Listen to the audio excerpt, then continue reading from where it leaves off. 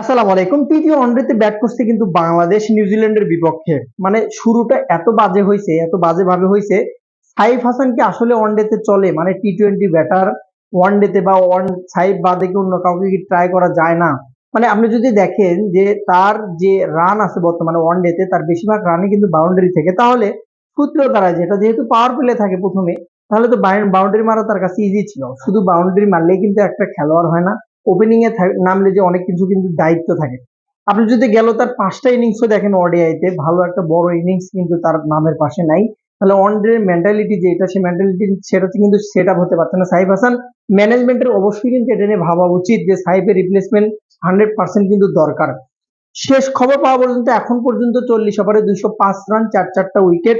নাজমুল হোসেন শান্ত 98 দাঁড় করে আছে। এই কথা বলতে বলতে জানি না সেঞ্চুরি হবে কিনা, এক বলের খেলাও কিন্তু বিশ্বে। অবশ্যই শান্ত যারা ফ্যান আছেন, যদি সেঞ্চুরি করে অবশ্যই কমেন্ট বক্সে জানানোর চেষ্টা করবেন। আজকের যে পিচ কন্ডিশন, যে মাঠের অবস্থা, যে পিচের কন্ডিশন, তাতে করে বিবেচনা করলে বোঝা যায় যে আজকে বাংলাদেশের অন্তত 270 থেকে 80 রান এই পিচটাতে অন্তত করতে হবে।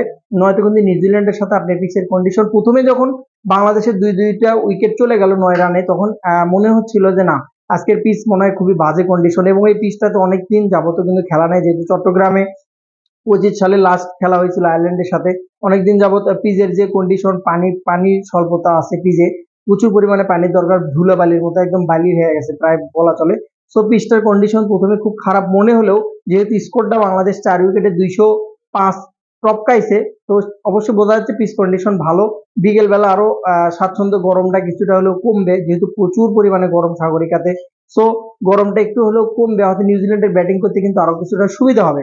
তো সেখান থেকে বলা চলে যে পিচ কন্ডিশন ভালো। সো 270-80 রান কিন্তু অবশ্যই হওয়া লাগবে, না হলে কিন্তু নিউজিল্যান্ডের সাথে আপনি কোনোভাবে কিন্তু দাঁড়াতে পারবেন না। সৌম্য সরকার আজকেও ব্যর্থ, যদিও আজকে বোলিং ইউনিটটা যথেষ্ট শক্তিশালী বোলিং ইউনিট, অত্যন্ত শক্তিশালী। নাহিদ রানা এবং শরীফুল ইসলাম, তানভীর, সাথে মোস্তাফিজুর, এই যে চারটা বোলার আজকে কিন্তু একদম ট্যালেন্টেড এবং 100% ম্যাচ উইনিং মুভমেন্ট তারা কিন্তু টার্ম করতে পারবে। তাসকিনকে বাদ দেওয়া হয়েছে, ভালো হয়েছে অনেকটা। শরীফুল এবং নাহিদ রানার জুটিটা পিএসএল যথেষ্ট ভালো ছিল। মুস্তাফিজুর রহমানও কাম ব্যাক করেছে ইঞ্জুরি থেকে আসার পরে, সেও ভালো একটা টাচ দিতে পারবে এবং ব্যাকআপ দিতে পারবে। যদিও 100% ফিট না, যতটুকু মিডিয়া থেকে জানা গেছে যে 100% মুস্তাফিজ ফিট না, তারপরেও ভালো সার্ভিস দিতে পারবে মুস্তাফিজুর রহমান। সর্বোপরি আজকে যদি বাংলাদেশের রানটা 270 বা কাছাকাছি করতে পারে, অবশ্যই কিন্তু জেতার সম্ভাবনা আছে, যে বোলিং ইউনিটটা বর্তমানে আছে। তবে সাইফের বিষয়ে অবশ্যই ভাবা উচিত ম্যানেজমেন্টের। এবং লিটন দাস আজকে যথেষ্ট ভালো খেলেছে বলা চলে, ওই মোমেন্টামটা ধরে রেখে যথেষ্ট ভালো খেলেছে। যদিও 91টা বল খাইছে, স্ট্রাইক রেটটা অতটা ভালো না, 83 স্ট্রাইক রেট। ছক্কা মারেছে একটা, 4 মারেছে 3টা। তারপর আমি বলবো যে মোমেন্টাম যেটা ছিল, যে সুন্দর একটা পার্টনারশিপের দরকার ছিল শান্ত এবং লিটনের, সেই পার্টনারশিপটা খুব ইম্পর্টেন্ট ছিল কিন্তু দলের জন্য।